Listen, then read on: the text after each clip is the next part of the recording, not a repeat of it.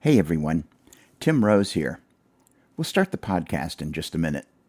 I want to give you a warning that this episode includes songs and frank discussions about war and some of the side effects of war. It's probably not suitable for small children, so you may want to listen and decide for yourself if it's appropriate for your child. Okay, enough said. On with the shoe.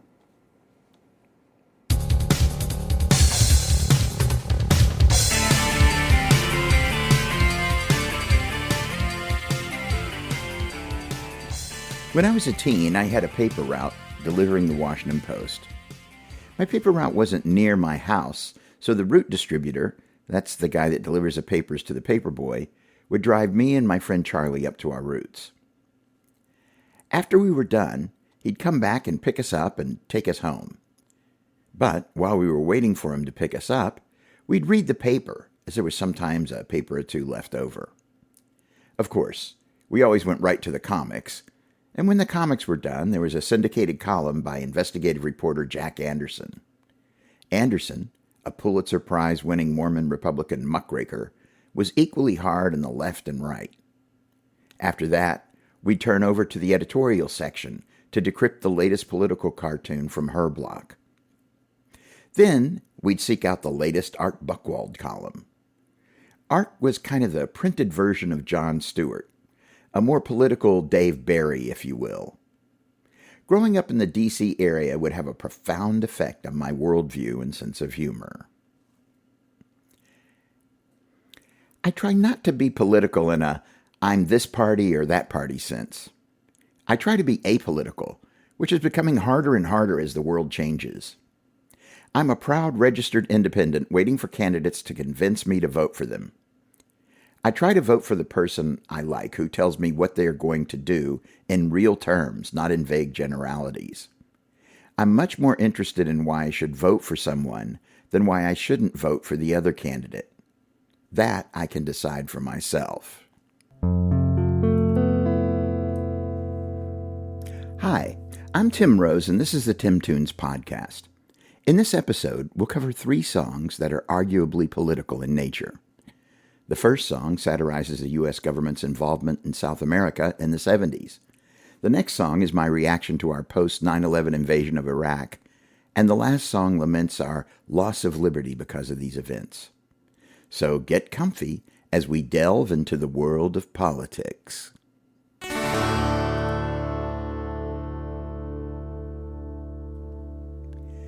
In 1974, I was a sophomore in college. One of my classes was on how to do a debate.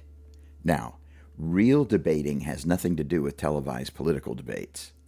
TV debates are really just platforms where candidates can spew out their political rhetoric, as opposed to answering any of the questions posed by the moderator. Both parties use this tactic. I can't even watch them anymore. Everything is so scripted.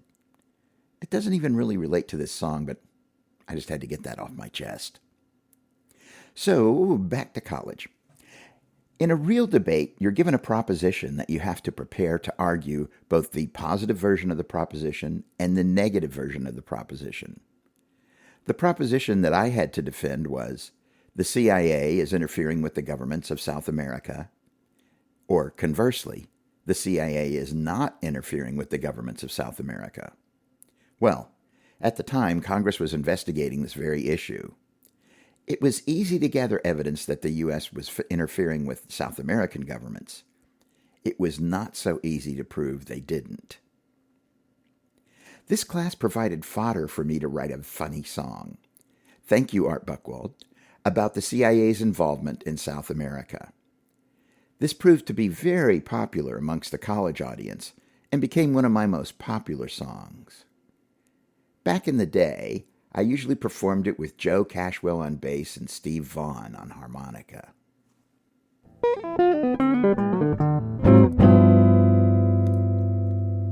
I recorded this song in my studio back in 2003 or so. I played guitar and sang. Give a listen now to CIA Agents.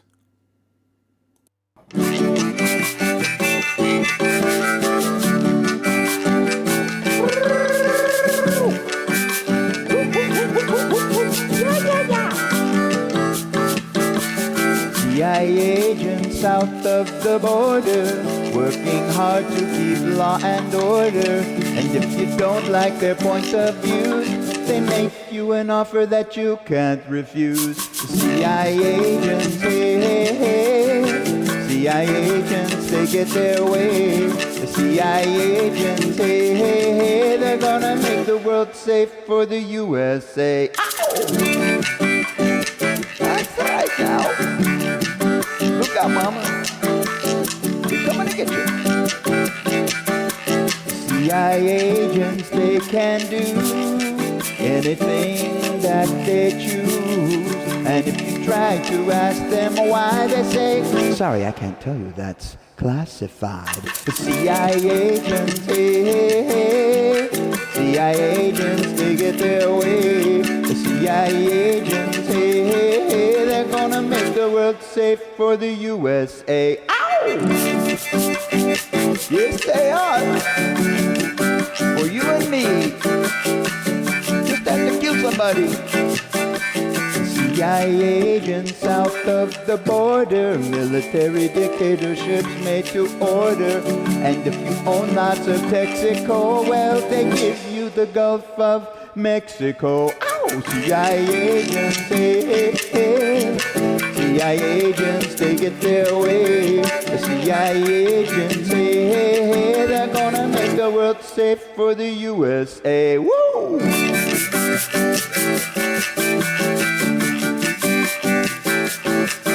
Well, the CIA agents, they came one day to visit President Allende. And when they left, he felt so bad that he shot himself 17 times in the back. Hey, CIA agents, hey, hey, hey. CIA agents, they get their way. CIA agents, hey, hey, hey. They're gonna make the world safe for the USA. Woo! Hey, hey, oh, gonna go wherever they want. Oh, those CIA agents gonna do what they want. Oh, the CIA agents, they work real hard to keep the commies out of our backyard. And if your politics are red, well, don't be surprised should you wake up dead. Oh, CIA agents, hey, hey, hey. CIA agents, they get their way. CIA agents, hey, hey, hey. They're gonna make the world safe for the USA. CIA agents, hey, hey, hey. Oh yeah. Way, way, way, yeah. Hey, hey, hey. They're gonna make the world safe for the USA. Shot himself 17 times in the back. Always makes me laugh.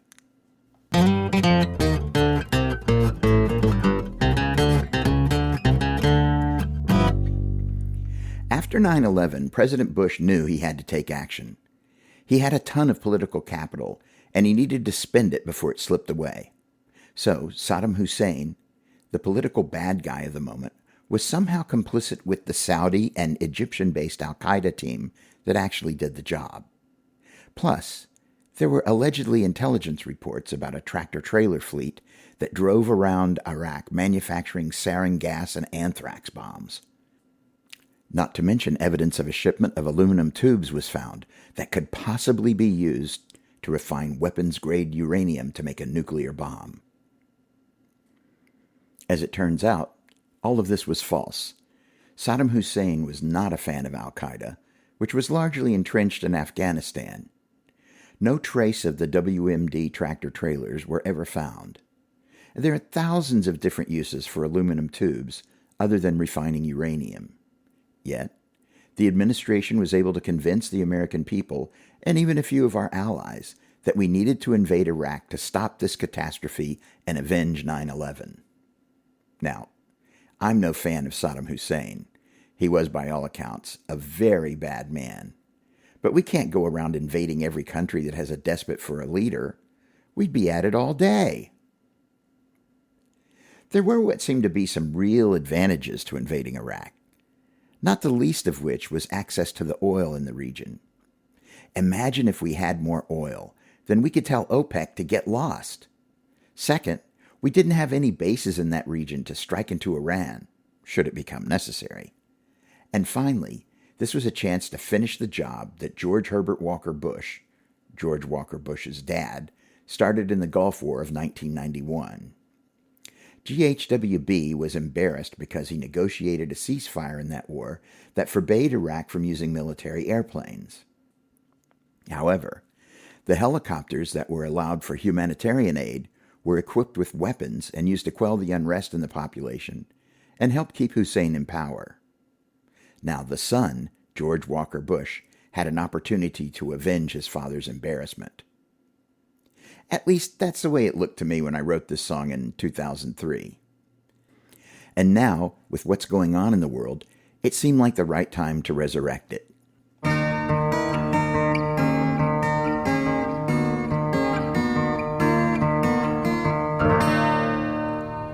I only played this song in public once, around 2004.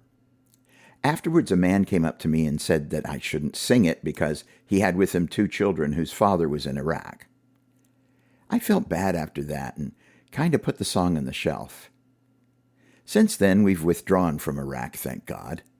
I figured it was time to pull it out again.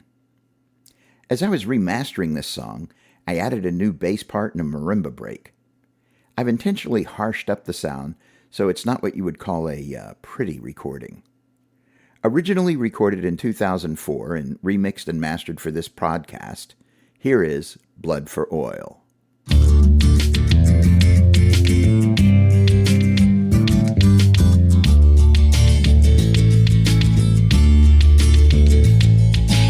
I have come to liberate you, negate you, break you, and berate you. So excuse me if I kill you while I try. And if you please don't be an ingrate and forgive me all my mistakes, cause blood for oil is our way of life. I really do not like your sandbox, but without a place on your block, resupplying my guys is too hard. You see, I've come to try my toys out and to kick all the other boys out so I can build my fort in your backyard. Crash bang goes the war's machinations up the stock ticks for corporations. Don't tell me you're sorry that it's true. See all of my bombs go boom. Your happy home is now your tomb. Oops, I guess the big one got away. My bad. But I have come to liberate you, castrate, humiliate, and berate you. Excuse me if I kill you while I try. So please don't be such an ingrate and forgive me all my mistakes, cause blood for oil is our way of life. Too bad he won't really comment, but you cannot make an omelet without breaking a few thousand heads. Somebody gave him a good excuse, but he didn't really care, cause to tell the truth, you heard his daddy, now he's gonna hurt you. It's just too hard for them to miss it, where there is no will to resist it, when all the stars so perfectly align. With all the portents put together, it has to be now and forever, cause the writing on the wall is a dollar sign. Woo!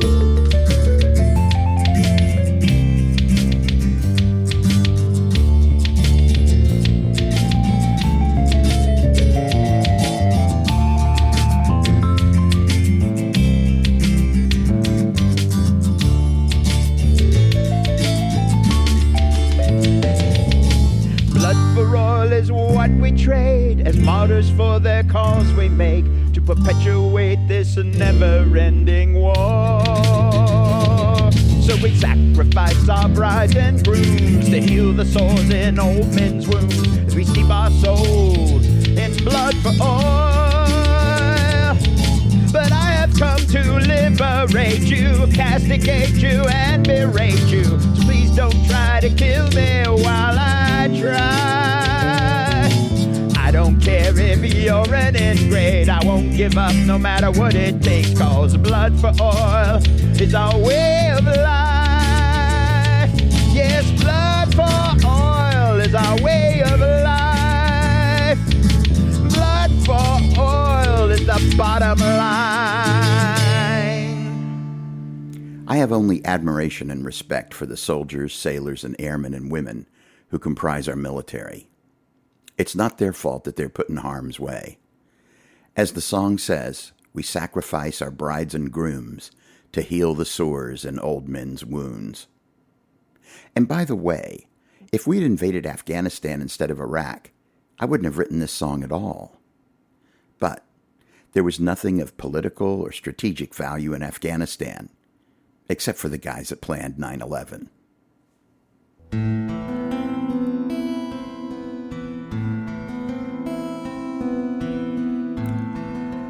One month after 9/11, Congress passed the Patriot Act. This act gave law enforcement all kinds of support to combat terrorism and led to the military arming of local police. Even small community police forces could now gain access to riot gear, personal armor, military weapons, and armored vehicles. Our peace officers now look more like something out of George Orwell's 1984. In addition, law enforcement gained all kinds of warrantless access to personal information. The act permitted warrantless searches that did not require notification to the target. For instance, your library or internet search records could be searched without a warrant and without you knowing or ever finding out. You could then be targeted as a terrorist or just a criminal to be watched based on these behaviors. Also, I was beginning to see a pattern in the U.S. that was disturbing to me. The U.S. has the largest percentage of population in incarceration. In other words, a higher percentage of our citizens are in prison than any other country on the planet. I wonder why this is. I looked at the disparity of the U.S. being this icon of liberty and yet having the highest percentage of incarcerated citizens, and I thought the Statue of Liberty might have something to say about it. This song is a conversation with the Statue of Liberty, as she decides to leave the U.S. and look elsewhere for liberty. There. You don't have to try and figure out what this song is about. That's it in a nutshell.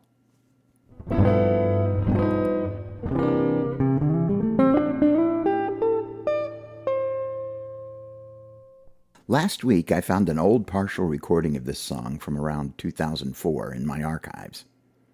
I think the original got lost in the great hard disk crash of 2012.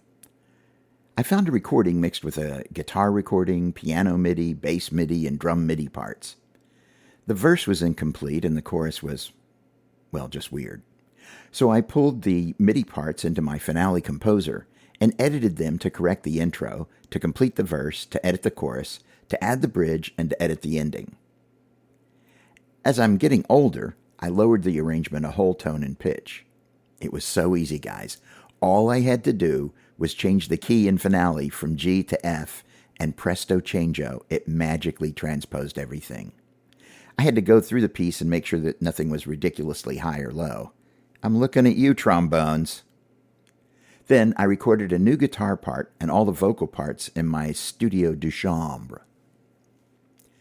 I mastered the recording using a tool called ASV4U, which is a great tool for editing just about any audio file or for converting files between formats. You'll hear a fade at the end. I want to point out that this is not a repeat and fade out, to which as a live performer I am opposed. The song actually ends just very quietly. This represents Lady Liberty slowly walking through the Verrazano Narrows on her way out of the bay and into the Atlantic Ocean, off to find a new place with liberty and justice for all. Now sit back, kick your shoes off, close your eyes, and have a listen to Goodbye, Lady Liberty.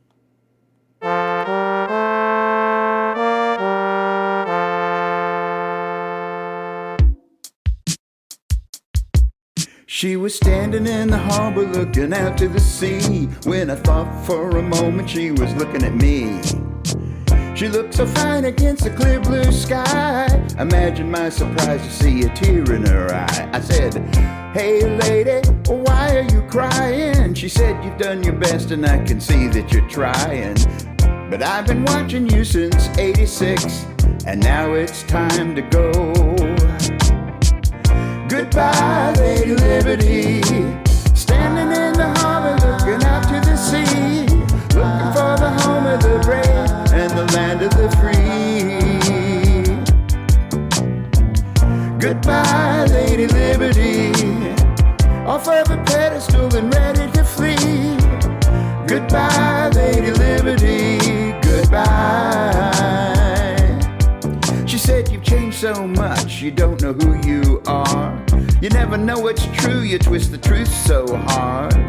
You let fear run your life, and now you've thrown out the baby with the bath. You need to take a good look at yourself. You have more people in prison than anywhere else. Some are held without being heard or ever seeing the light of day. Goodbye, Lady Liberty, standing in the harbor looking out to the sea, looking for the home of the brave and the land of the free. Goodbye, Lady Liberty, off of the pedestal and ready to flee. Goodbye, Lady Liberty, goodbye." She says, "It all comes down to this, you see, security or liberty. You can't have both until all are at peace. That's just the way it is, just the way that it is. Freedom comes at a heavy price. Every day you have to face that fight. You have the light and the right to know and show the way. Be brave, my friend, and listen here. Beware of those who use your anger and fear to bend your will, to do their bidding, 'cause in the end we all pay. Goodbye, Lady Liberty, tossing back her curses as she's fixing to leave, looking for the home of the brave and the land of the free. She says, "I gotta find a place where I can stand tall, where the ground is firm and I won't fall, somewhere with liberty and justice for all. Goodbye, Lady Liberty, so long, see you later, fare thee well. Goodbye, Lady Liberty, goodbye."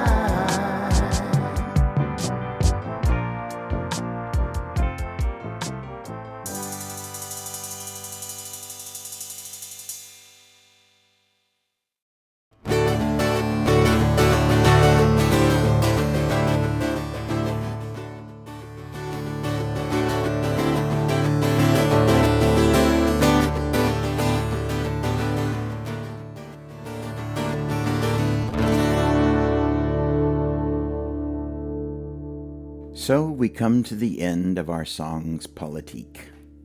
I hope you've, not sure if you enjoyed is the right word, this episode. There you have it. Please feel free to send me comments on this episode via Facebook at the Tim Toons Podcast group, or email me at timtoonspodcast@gmail.com, or via Twitter at Rimtoes. If you are a Patreon subscriber, you can send me messages via Patreon. Speaking of Patreon, thank you so much to all my donors. It means a world to me and helps to keep the lights on and the podcast going. If you'd like to donate, you can do so at my Patreon site at patreon.com/timtoons. Or you can send a donation via PayPal to Rimtoes. It's an anagram of Tim Rose. You'll figure it out. If you can't donate, I get it. Times are hard. You can also help out the podcast by writing a review on whatever podcast tool you use, or by liking us on Facebook or iTunes. That'll go a long ways towards increasing my reach. Also, You can support the show just by listening to some of my songs on your favorite music streaming service. However you choose to support the show, I appreciate you. Thanks for listening. Fare thee well until next time.